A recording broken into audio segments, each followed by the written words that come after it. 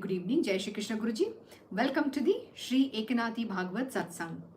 Om Shri Guru Bhyo Namaha, Om Shri Ganeshaya Namaha, Om Shri Saraswataya Namaha, Om Shri Guru Dattatreya Namaha, Om Shri Mahalakshmi Namaha, Gurur Brahma, Gurur Vishnu, Gurur Devo Maheshwaraha, Guru Sakshat Parabrahma, Tasmai Shri Guruve Namaha.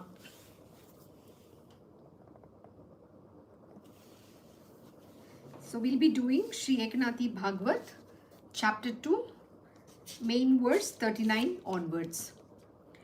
The devotee should listen to the auspicious stories of the birth, adventures, etc. of Lord Sri Krishna, who wielded the chariot's wheel in the war, and singing songs and his names related to his adventures in the world, should roam in the world unattached and without feeling shy. People who are simple in their mind should try to purify their minds, for that they should listen with respect to the accounts of various incarnations, the adventures and the virtues of God. As a mother listens with all eagerness the news that her son who was lost has been found, similarly, with the same eagerness, they should listen to the life story of God, which makes one's life worthwhile.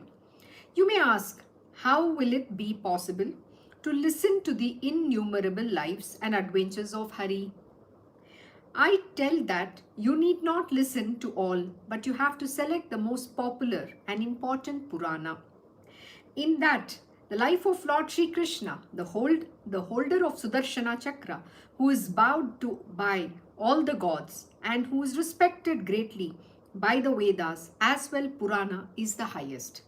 Now, what is Eknath Maharaj saying here? He's saying, the main verse was, he was telling that we should, the devotee, especially the devotees of the Lord, should listen to the various beautiful the stories, the glories and the grandeur and all the pastimes, the leelas of the divine Lord. And sing his praises, sing his chants, do bhajan and kirtan.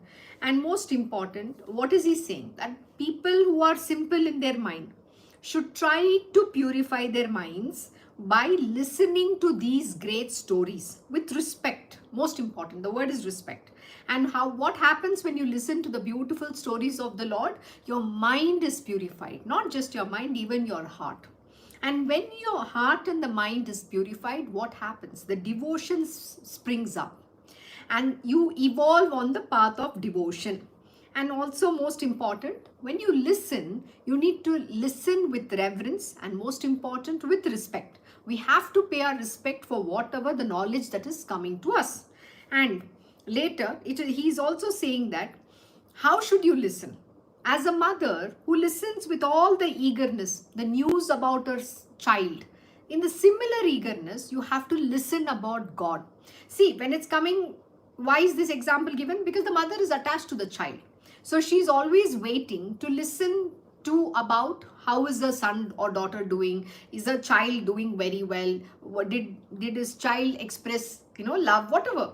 The mother is always waiting to hear about the child. Similarly, your devotion to the Lord should be such that you're always eagerly waiting to listen to the glories and the beautiful pastimes of the divine Lord.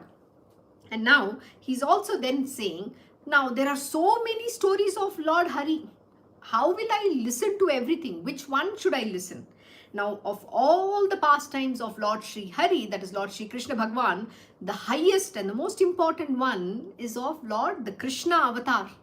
In the Krishna avatar, he was the Purna avatar, the complete, he came with his full power, with his complete power, and he came with his whole, the complete self of Lord Sri Krishna Bhagwan.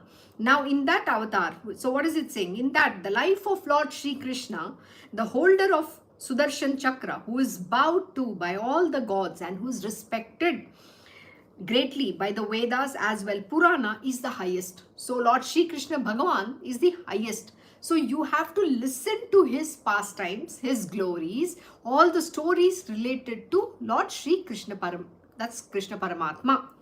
Then one should listen to the stories of the great incarnations and adventures of the Lord, which he has himself described, so that one will attain the knowledge of Atman. Now, what is being said here? We have to listen to the stories of the great incarnations. See, Lord Shri Krishna incarnated in Dashavatar, right? He manifested. So there are beautiful stories about him in Srimad Bhagavad. So if you go listen to Srimad Bhagavad, you will learn about all the beautiful pastimes of Krishna Bhagwan and all the avatars that he has taken. Now he's saying that's the incarnations. So he's saying one should listen to the stories of these great incarnations and also the adventures of Lord. So what are the different adventures? The adventures are, how did he kill some demon? How did he, redeem lot of his devotees? How did he have this grace on different devotees? What are the kind of pastimes he performed with the gopis? So many different things, including the Mahabharat war. And so how did he live with his 16,108 wives? So what are the different pastimes with them? So there are so many different stories about him. So we need to understand, and most important, see, these are not just stories. There are spiritual significance in each of these stories. The Lord comes and performs all of these pastimes only to impart knowledge and redeem his devotees, take them towards the path of liberation. That is why he does all of this. So we have to listen to all of this. And then what is he saying?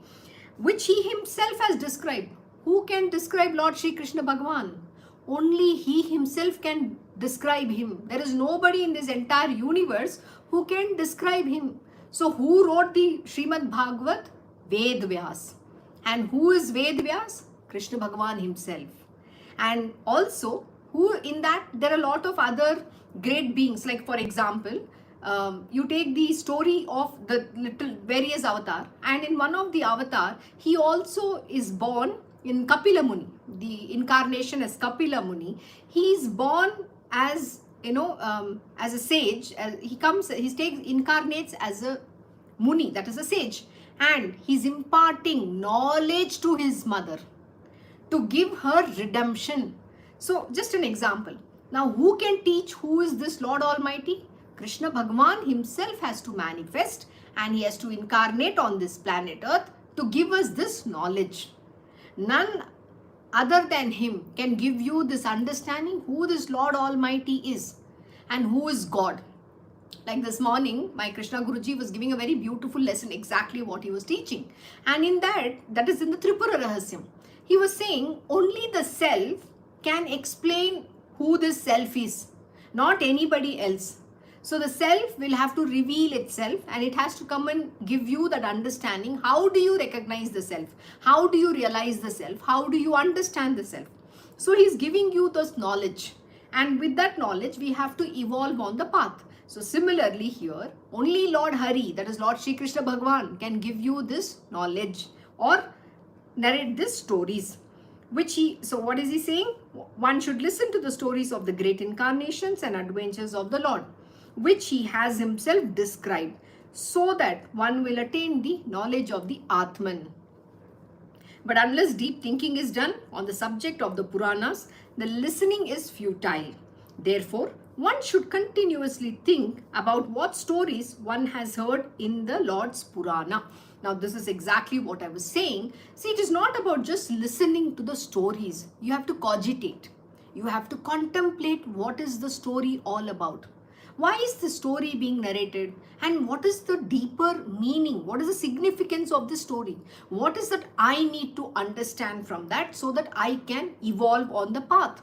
That is exactly what he's saying. So what is he saying? Unless you go into deep cogitation, most important, or contemplation, you have to contemplate. Then on the subject of the Purana, if you don't do that, then whatever you have listened, then it is waste. It is futile. There is no knowledge that is going to come to you. There is no teaching, meaning there is a lesson that is there.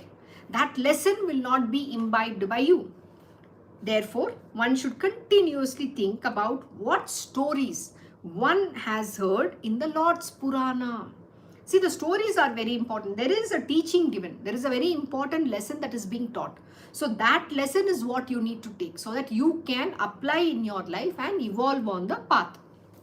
Next, if we drink milk of a cow, which we have purchased, that drinking becomes the enjoyment, a selfish act. But if we give that cow in charity, what merit comes to us is not the milk but nectar itself, which is equal to liberation. This is so beautiful. So, what is he saying here? He's saying, see, if we drink milk of a cow which we have purchased, so what happens? That drinking becomes the enjoyment, a selfish act. So, that is all about I, me, myself. Okay?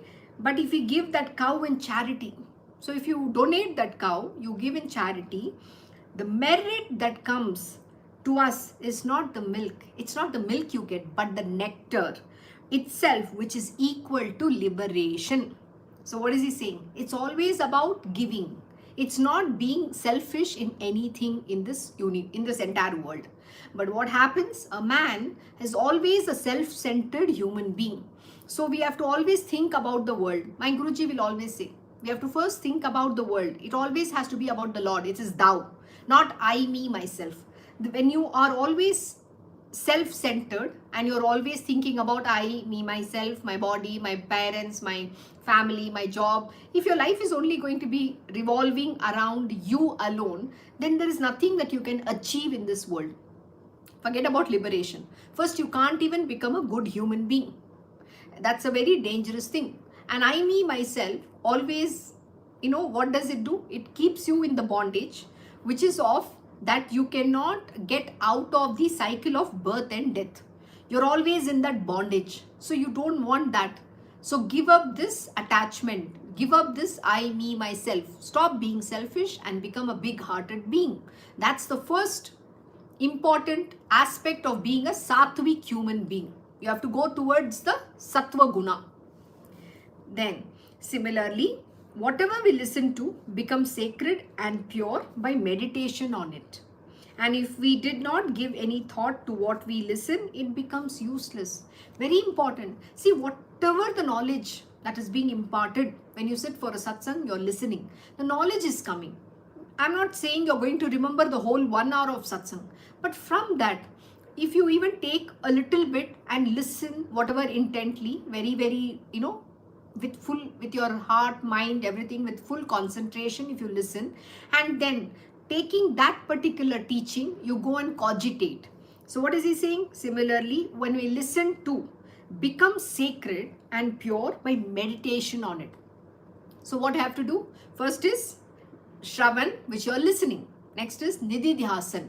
You have to contemplate. And then Shravan, Manan and Nididhyasan. So Manan means contemplate. Then Nididhyasan, meditation on the subject. So what does it mean? What does this mean? What is this story means? You have to keep you have to cogitate, and then you have to meditate on the subject.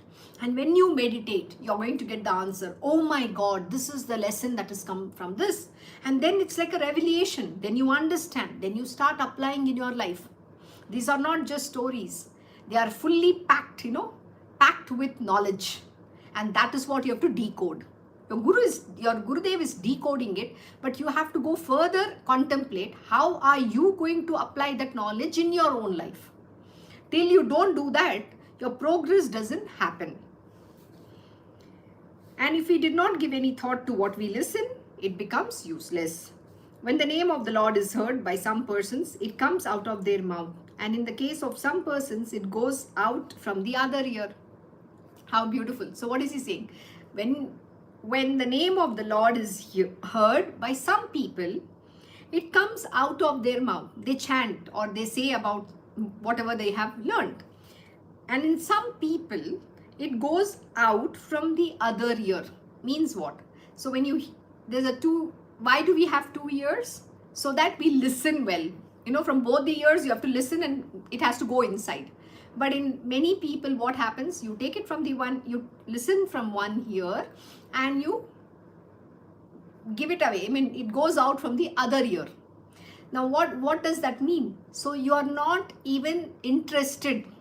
And in some people, that gets imbibed. So then you chant and take the name of the Hari, Lord Hari. That's what he's saying. When the name of the Lord is, we did this. But when a man hears the Lord's name by his ear and it goes straight into his heart, All his sin is washed off and he becomes one with the feet of Lord Hari. How beautiful it is. What is he saying? When some people who hears the name of the Lord Hari, through their ear, it goes directly into the heart. It pierces their heart. It just gets so, they are completely intoxicated by the word, just listening to the words of the Hari or the name of the Lord. They're so lost in it, and it directly hits into their heart. Then what happens? Then all his sin is washed off and he becomes one. You become one, in oneness with the lotus feet of the divine Lord. That is what happens. So what happens? It goes deep inside your heart. And where does the Lord live? He lives in your heart. So if faith is continuously joined to hearing Hari's name, etc., there is no trouble caused by any doubt and the mind becomes pure. So what is, again, we come back to the same circle all over. Where does it all start? Faith. Absolute faith. So how do you listen? You have to listen also with faith. So there's a word he's using. If faith is continuously joined to hearing Hari's name. It's a very important, what he's mentioned here is extremely important because he's using certain words which we need to understand. If faith means what? Just sitting for satsang doesn't make anything. See, when your mind is throwing doubts and yet you're sitting in the satsang, yet you'll say, no, I do have faith. Yes, I do have faith. But there is doubts in your mind, then where is that faith actually? The faith doesn't exist. So what is he saying? So if faith is continuously, it has to be constant. There should not be any stop there. There should not be any doubt. There should not be any break. Is continuously joined to hearing Hari's name. There is no trouble caused by any doubt. So why does the trouble come? Because there is doubt. Your faith is not continuous. Your faith is on and off. That can't be, no. It is not 99.99%. It is 100% faith.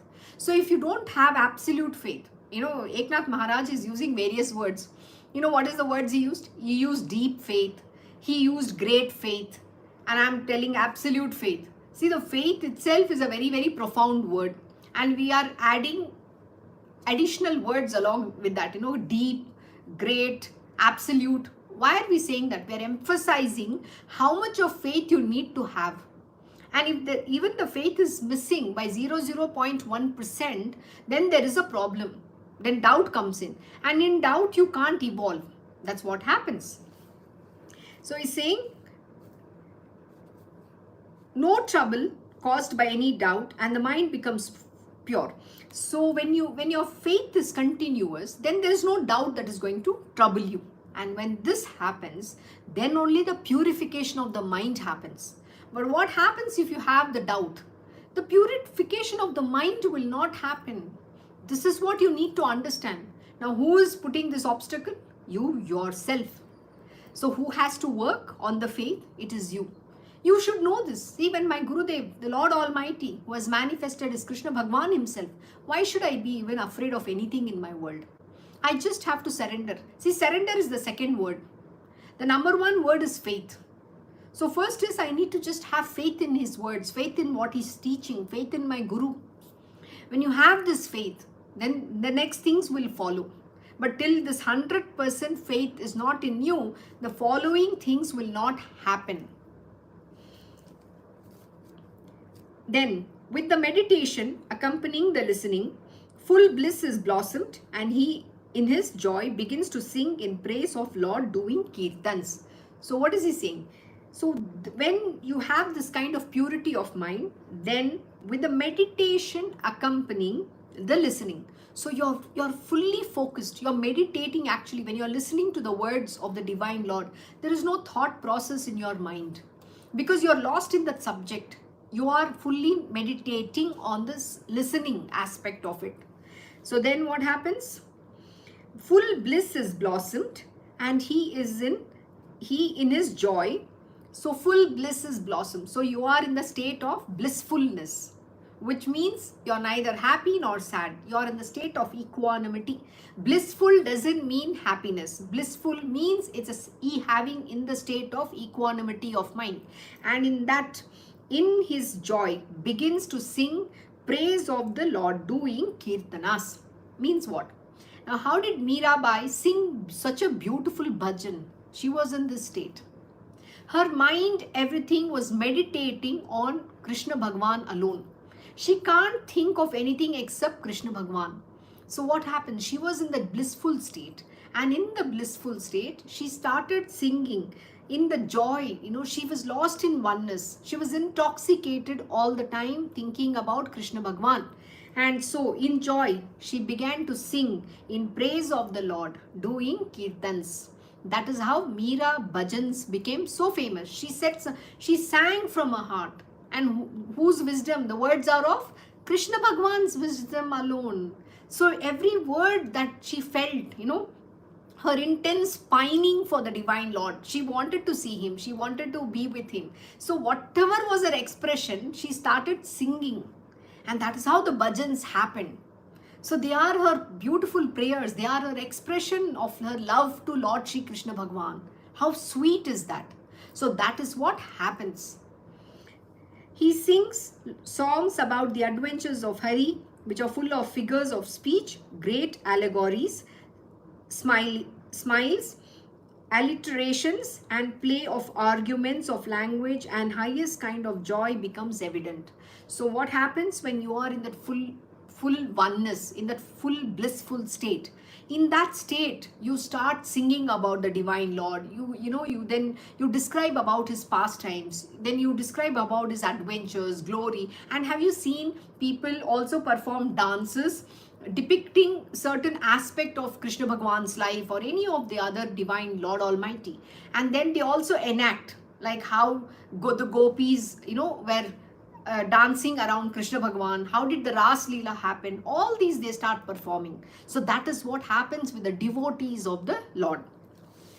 Such devotees then describe the account of births of the Lord, who is really having no birth, his adventures and activities, who has no bondage of any karma, and sing songs about the greatness of his name while he has no name. Absolutely. Krishna Bhagwan has no name. What is the word Krishna? Actually, it's not Krishna, the word, okay?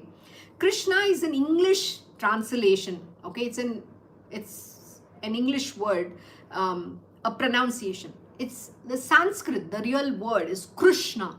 It's Kru, okay? So we say it as Krishna for the closest way of writing. So, but the original word is Krishna.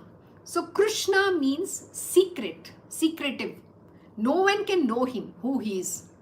That is what his word, name means. Nobody can describe him. Nobody can know him.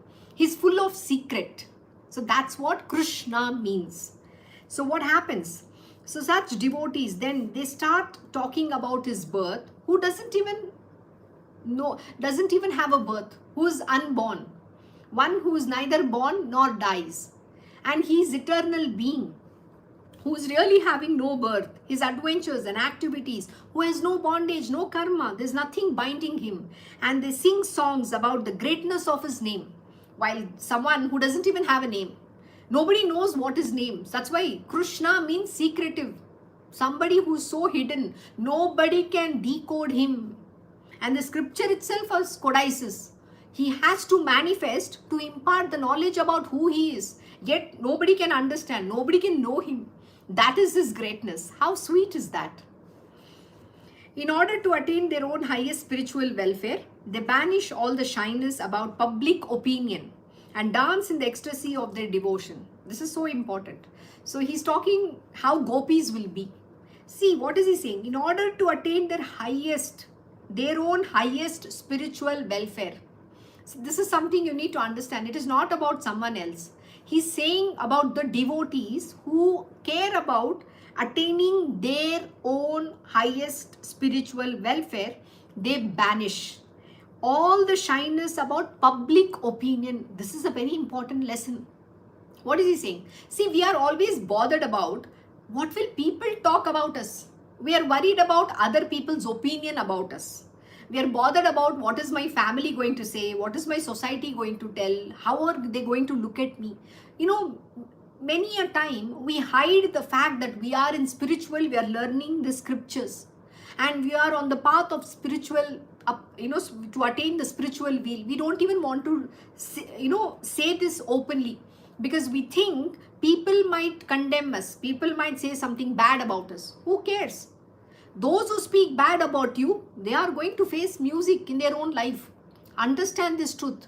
He is very clearly saying, those who care about their own highest spiritual welfare, they banish, they abandon all the shyness about public opinion. Stop thinking, what is other people going to talk about me?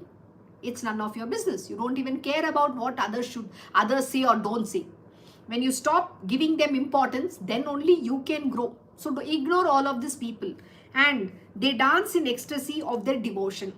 So yesterday also I was giving an understanding how the gopis, when Krishna Bhagwan would return to from taking the cows, he's bringing the cows back after grazing them.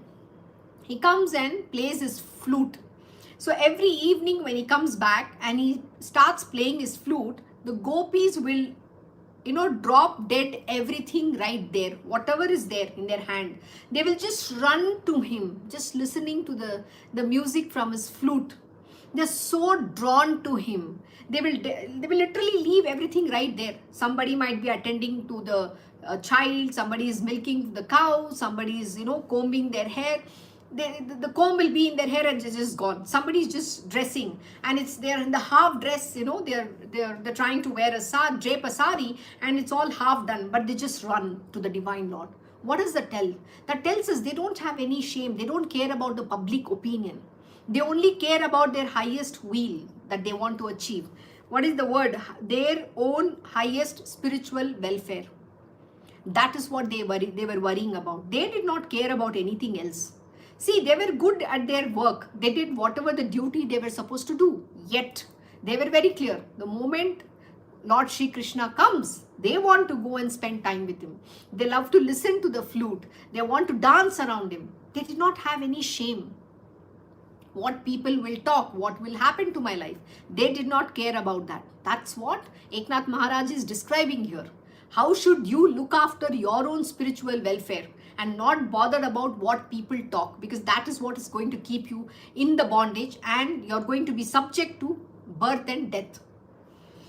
By singing in praise of the Lord in Kirtana, all sins are gone. Recitation and repetition of the Lord's name and penance become unnecessary. The region of the god of death is deserted, and the sacred places of pilgrimage lose their hope that people would come there and they would wash their sins, etc. What is he saying? So beautiful. He's saying just by singing in praise of the Lord in this Kirtana or whatever, doing bhajans, all sins are gone. Your sins are washed away. What is the highest way to attain Krishna Bhagavan? Love and devotion. Nothing else you need to do. Recitation and repetition of Lord's name also is waste. And penance become unnecessary. You don't even have to do any of these things. The gopis never did any of these things. Bhakta Prahlad did not do any of these things. He was so devoted to Lord Hari. Devotion is what is required. Love and devotion. Then the region of the god of death is deserted. No death will also come near you. And the sacred places of pilgrimage lose their hope that people would come there and they would wash their sins. So the sacred places where you go to pilgrimage like Varanasi or any other places, we go and visit Ganga.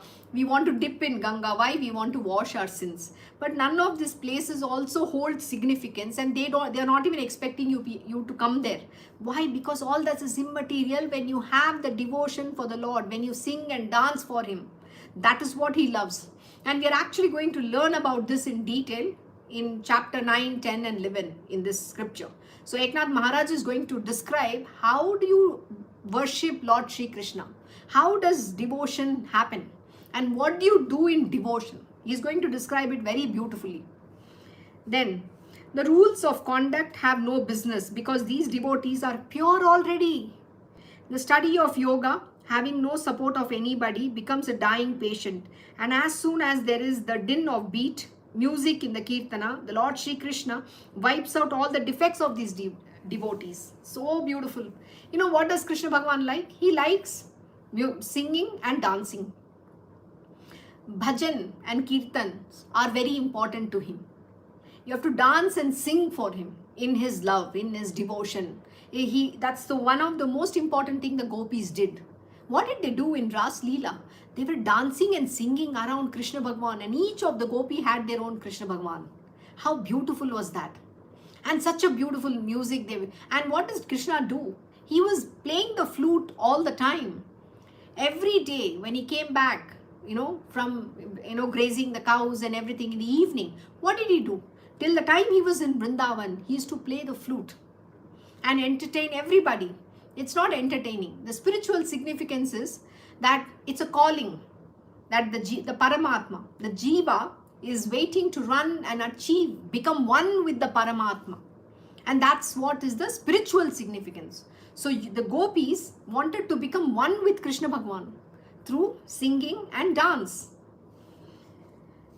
So what is he saying here? The rules of the conduct have no business. There are no rules of conduct. We say, oh, you have to follow this, you have to follow that. In the material world, they have all these do's and don'ts. All that fails here. Nothing is applicable because these devotees are already pure. So these devotees, you have to be the highest devotees. You have to become that gopi first. The study of yoga, having no support of anybody, becomes a dying patient. You don't need to study any yoga, all that. My Guruji says. And as soon as there is the din of beat, music in the Kirtan, the Lord Shri Krishna wipes out all the defects of these devotees. That's the most beautiful thing. So please sing and dance for Krishna Bhagavan. That's what he loves.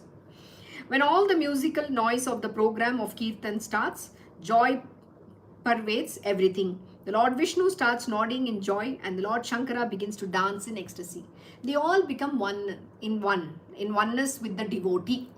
What is he saying? Whether it's Vishnu or Lord Shankara, all of them dance in ecstasy. The moment the music, when you beat the music, you play the instrument, the music is started and then the Kirtana happens and you're dancing, they all dance in oneness. So that is what you have to do as a devotee. In this way, the Kirtan gives great satisfaction to the mind. This is the royal road of devotion on which the Lord himself protects us. That is the royal path. He is giving you the way. It's love and devotion alone. There is nothing else you need to do. The Lord holds his chakra in his hand and asks the sin, what business have you got there? Though I have no enmity towards anybody, I punish with my weapon those who hate my devotees. This is very, very important. What is he saying here? The Lord holds his chakra in his hand and asks the sin, what business have you got there? Here, though I have no enmity towards anybody, I punish with my weapon those who hate my devotees. Anybody who hates his devotees, he is going to punish. Very clearly declared. So why are you bothered? Let the world say whatever they want. Please understand, his universe is going to be working for you. But provided you are the devotee of the Lord. I crush the pride with my chakra. My mace kills the attachment and allurement. I awaken with my conch the self-knowledge and I worship my devotees with my lotus flower. I hope you now understand what is the representation of these things. Shankh, Chakra, Gada, Padma. What does it represent? So what is it? Conch, mace, disc and the lotus flower. What is it representation? What does the representation mean? So here is very clearly saying, I crush the pride with my chakra. So when the devotee has the pride, he crushes with that. That's what the representation means. You can't have pride and stand in front of the divine Lord. No pride will take you close to him. So anybody with pride, the Lord will crush it. Anybody, even if you are the devotee.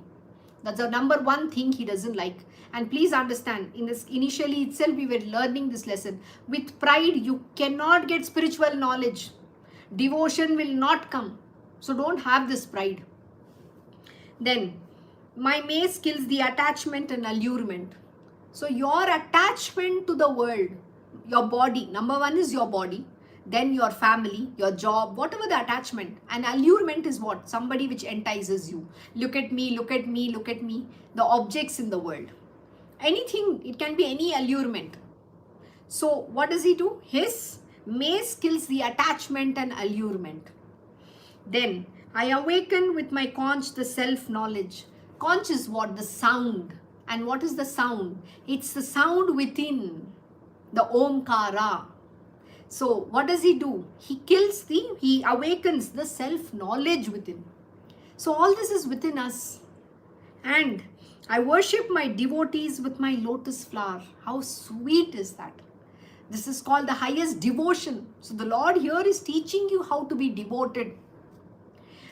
I worship. So he worships his devotees with the lotus flower. He's always there to, serve his devotees. What does Krishna Bhagavan tell? I am the devotees of my devotees. I am the servant of my devotees. So why does he say that? That's because they are his highest devotees. They have given up everything.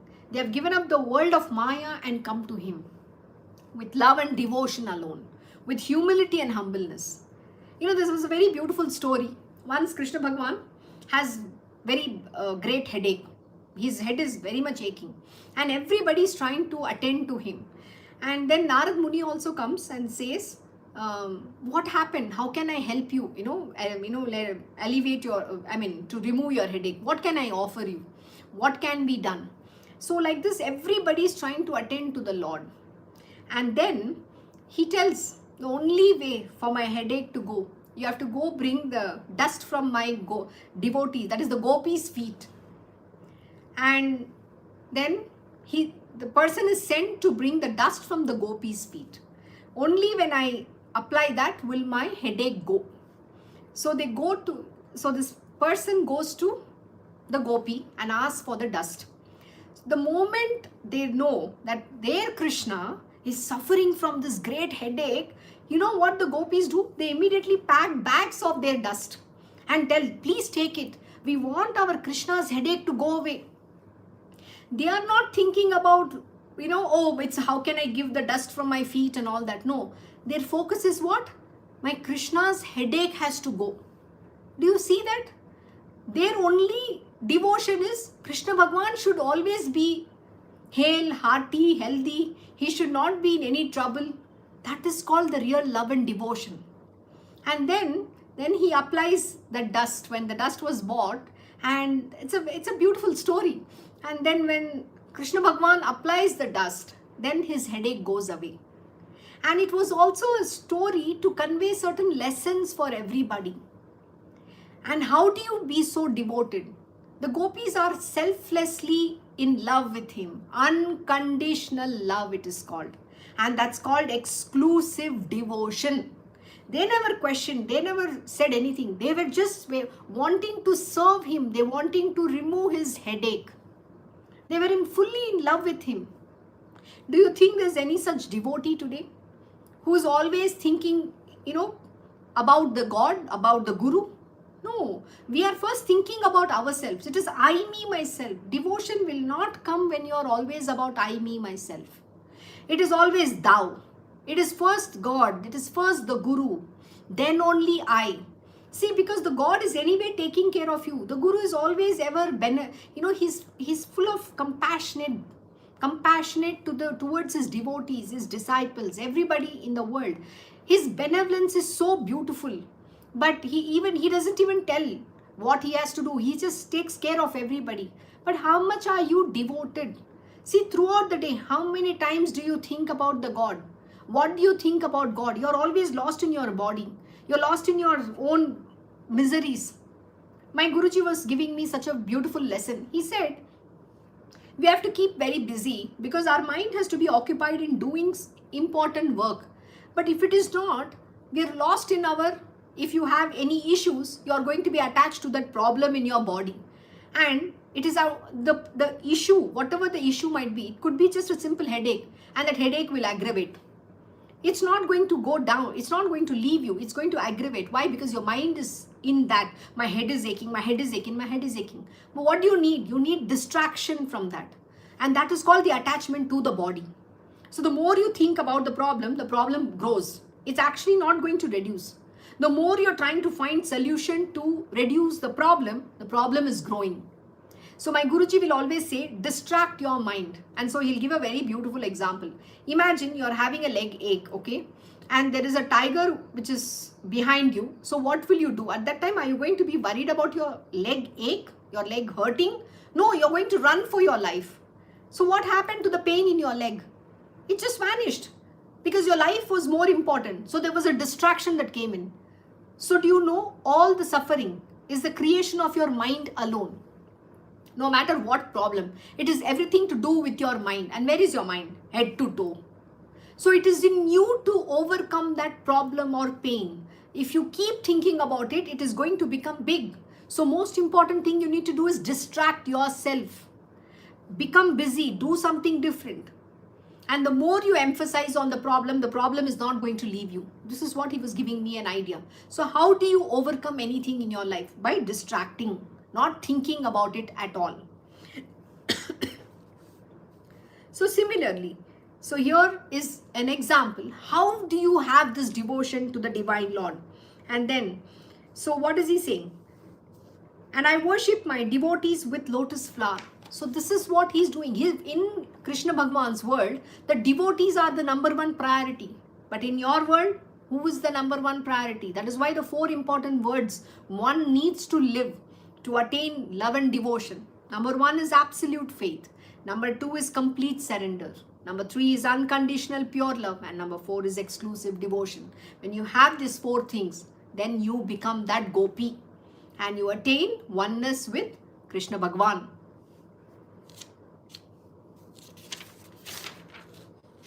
Okay. I will quickly complete this. We have 6 more words. The fear, there is no trace of fear of suffering in this life where the Lord is protecting the devotee who is joyfully singing in praise of the Lord, the wielder of Sudarshana. Those who are not able to listen to the story of Lord Krishna or to sing in praise of the Lord because of certain reasons may remember the names such as Rama, Krishna and Govinda. The name Achyuta is so powerful that if one continuously takes this name loudly, it is impossible for him to be Chuta, that is Achyut, which means fallen. Somebody who is fallen. And those who recite this name are virtually the incarnations of Achyuta. All the sacred places of pilgrimage and great gods come to bow before those devotees who repeat the name of Rama and Krishna by their speech. So what is important? He's simply saying that you just have to keep taking his name alone.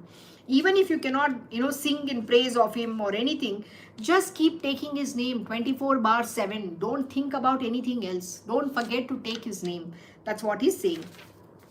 The power of the name of God is such that Yama, the death god, desires to put the dust of his feet on his head because the 4-armed Sri Krishna is always standing near his name. The fear of worldly life is nothing as compared to the power of this name. Has the death any face to dare stand in front of Hari's name? Of course not. So even the fear will not exist when you are taking the name of Lord Shri Krishna Bhagwan. So just take Lord Shri Krishna's name all the time. The power of name is so vast that the sin throughout the 3 worlds is lesser than that. O King Janaka, please bear in mind that all the 4 types of liberations are related to God's name alone. O King, know it definitely that there is absolutely no other path or method to go towards God except the name. So Naam Japa is so important. So you have to always keep taking the name of the Divine Lord. Even a poor man of no qualities can be emancipated by taking the name of God and listening to the God stories, including his birth, adventures, and virtues. Therefore, the knowledgeable people always declared that the play, the enjoyments, etc. of Hari are always helpful. Those who are inwardly saturated with great feeling of devotion have no pride of their knowledge. They throw away the net of I and mine and live on the face of this earth, singing in praise of the Lord. How beautiful. See, that's what is very important. What is he saying? Those who are inwardly saturated with great feeling of devotion, they have no pride of their knowledge. See, knowledge has no use. This is the most important thing. If you have to reach Krishna Bhagwan, one of the most important is you have to give up this ego of knowledge as well. Knowledge is only there so that you can become a sattvic being. And once you reach the destination, that is in the sattva guna, then you have to transcend the sattva guna. You have to transcend the knowledge you know and then go to him with humility and humbleness, giving up this I and mine, giving up I, me, myself, only with just love and devotion. Only then can you attain the lotus feet of Sri Krishna Bhagwan, not otherwise. Very clearly he is mentioning. So they throw away the net of I and mine and live on the face of this earth, singing in praise of the divine Lord. By listening to the stories of Sri Hari and remembering them in our heart, increase our devotion and love, and the devotee is not affected by the notion that he is the physical body. O King, I'll tell you about the state also. So here we have come to an end with what is he saying? He's saying now how does the devotee forget that he's the body and how he can overcome that I am the body. So with that we will stop here. Starting this week we will be doing the Eknath Bhagavad Satsang only on Monday and Tuesday. So thank you for joining Sri Eknath Bhagavad Satsang. Have a good day and good evening to you all. God bless. Recording stopped.